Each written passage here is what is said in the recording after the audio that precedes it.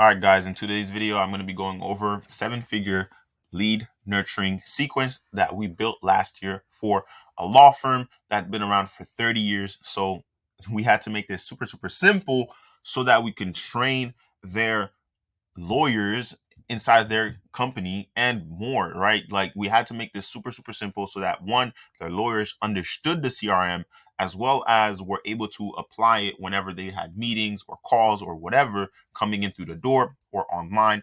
And, they were just transitioning from the old fashioned way of manually getting clients to online, right?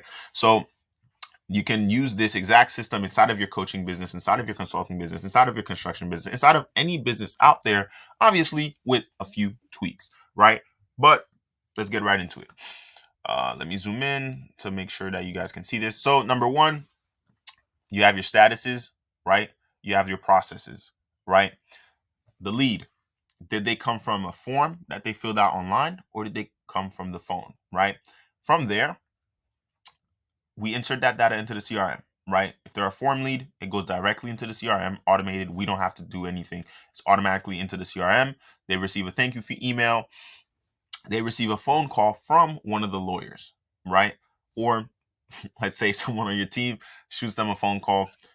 If they picked up the phone, boom, they have been contacted, right? If they called us, they also go into the contacted, right? From there, we mark them as a phone lead inside of the CRM. Now, let's keep going on this side. If they did not pick up the phone, they are inputted inside of a 4x. I'm trying to say the right word here. I don't want to read it directly. They're put into a 4-step. There we go. 4-step email sequence for, to drive them to booking a time on one of the lawyer's calendars, right? Someone at the firm's calendar, someone on your team's calendar, right? 4 emails to drive them. That's what it is. 4 emails to drive them to booking an appointment. We want to wait 72 hours to 3 days, right? This is done over 72 hours to a 3-day period. If they have not booked a call yet, we shoot them another phone call, right? Remember, this is because they already put in a form. They submitted a form that they needed your services. They were interested in your services, right? So after 72 hours or 3 days, we shoot them another phone call. If no response, we automatically mark them as no response. We don't need to waste time on them for the time being. Now, let's go back up here, right? They picked up the phone call. Now they're in our CRM as we've contacted them, right? So every single lead that has been contacted will flow here. Either from the call, they become an appointment, or they're not ready for us. They need to be nurtured, or they're not interested. Okay? Again, either you're marking your lead as an appointment, qualified appointment, they're not ready for us, so we're going to nurture them, or they're not interested. All right? From needs nurturing, or let's start with the appointment, right? So even over here, after the email sequence, they've booked an appointment. Great. From the appointment, at that appointment, this could be a paid appointment, right? For them, it was paid appointments. If there are not paid appointments, whatever, right? Appointment, they're not interested in working with us. Cool, that's fine. Or they become a retainer client, right? Meaning they started their retainer. If it's an agency, if it's a law firm, if it's whatever, how big your contract is, right? They're a retainer client, or they've paid and they've become a client. You move them to your client board, which whatever happens over there is going to happen, right? From there, you go into, let's say, the needs nurturing. Cool. We're going to nurture them with a 10x email sequence, right? Over 60 days to drive to an appointment, right? It's just going to keep driving them to an appointment, right? If someone booked an appointment, but they have not showed up to the appointment, again, we're nurturing them, right?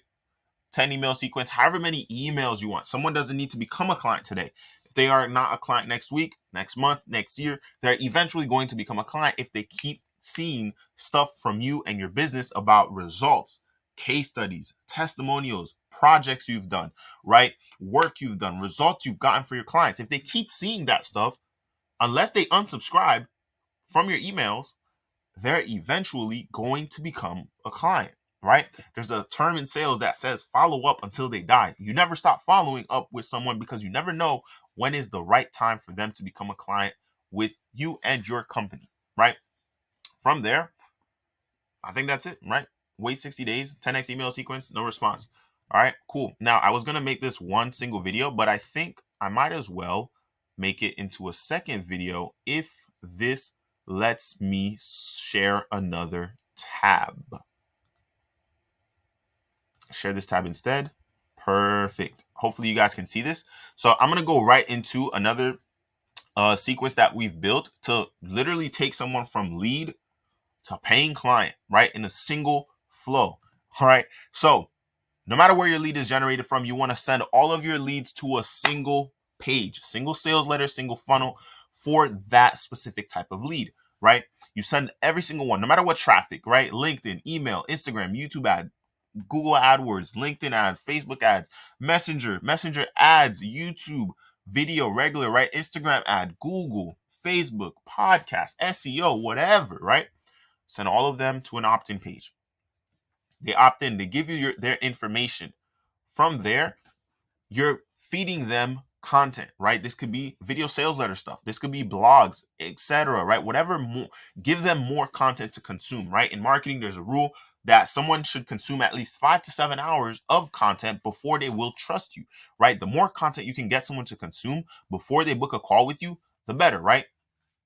As someone is consuming content, we are hitting them with retargeting ads on Instagram, YouTube, Facebook, Meta, LinkedIn, whatever, right? Snapchat, whatever platform your audience is living on, we're hitting them with retargeting ads or email sequences, email nurturing sequences, again, that I was just describing, right? Or phone calls to ensure that they get a time on your calendar, right? We want them to fill out an application. We want them to end up on your calendar. We want them to end up on the thank you page and confirm that they are ready to, and that they're going to show up to the call. From there, we drive all of that to a triage call, right? You or someone on your team is going to shoot them a call to qualify them, right? We want to make sure, right? And you can check out some of my past videos to learn more about triage calls, right? You want to ask them around 4 to 5 questions, right? To ensure that they can afford to join your program. This is the right time for them to work with you. This is the right time for them to join your program. They're the decision maker, so on, right? From there, now they get taken to a demo call. If they cannot afford your $10,000, $20,000, $30,000, $50,000, $100,000, $1 million project, right? Downsell them, right? The triage caller or you will downsell them. From there, if they don't need to be downselled, you send them to the sales rep, or you, if you're the one taking the sales call, you book another time where you can take a much longer demo call where you're going to break down exactly how you can help them, whether it's fitness, wealth, relationships, whatever industry, right? Then from there, you obviously send them the proposal. If it's too much for them, that's fine. Downsell them, right? Now, when they become a paying client, from there, obviously, you get them to fill out an onboarding form. Then you redirect them to a kickoff call that they're going to schedule. Then, you deliver your product for them, right? You deliver them your product, or you start your services, right? Whatever your fulfillment is, you start, right? Then you have your kickoff call where you get everything. You set the tone. You let them know what they need, blah, blah, blah, right? Or, and then obviously you hand them off to an account manager. Or if you're taking care of the client, you're taking care of the client, right? You also, when the onboarding form is filled out, there's a few different Slack automations that we set up for our clients, or, if they want to use Discord, if they want to use WhatsApp, whatever automations that will make the most sense based on how they communicate with their clients, right? Then, again, we use the automation so that the fulfillment team understands that we got a new client. You got a new client. Hey, new client alert, right? Whatever. Kickoff call, boom, hand it off to an account manager, or if it's you taking care of the client, you're taking care of the client. All right, guys. I hope this video brought value to you guys. I definitely think a lot of you guys can definitely put this into use. With that being said, hit that like, hit that subscribe if you want to work with us. Book a call down below. Talk to you guys soon.